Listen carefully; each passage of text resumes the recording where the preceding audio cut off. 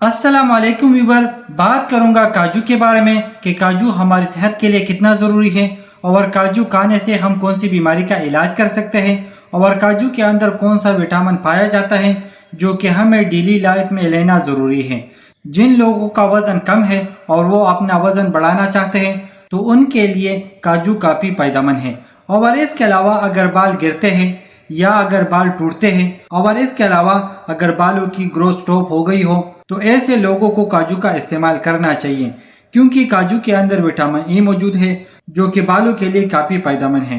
और इसके अलावा बहुत सारे विटामिन मौजूद है, जैसा कि विटामिन ई के साथ विटामिन के, और इसके अलावा विटामिन B6, और इसके अलावा मैग्नीशियम, और इसके अलावा आयरन मौजूद है, जो कि अगर आपको खून की कमी हो तो ऐसे लोगों को काजू का इस्तेमाल करना चाहिए और काजू के इस्तेमाल से खून की कमी दूर हो जाएगी।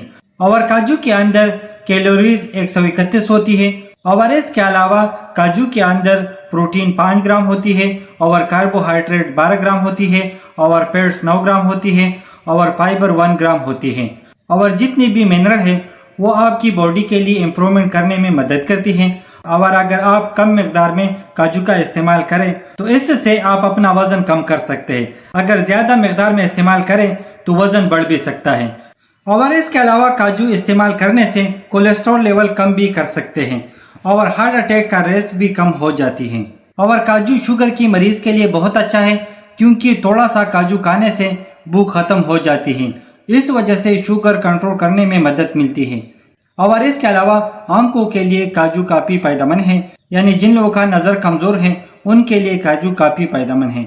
और इसके अलावा काजू स्किन के लिए बहुत अच्छा है। तो उम्मीद करता हूँ वीडियो अच्छी लगी होगी। लाइक कर देना, शेयर कर देना, अगर कोई सवाल हो तो कमेंट्स कर देना, अगर चैनल पे न्यू हो तो सब्सक्राइब कर देना।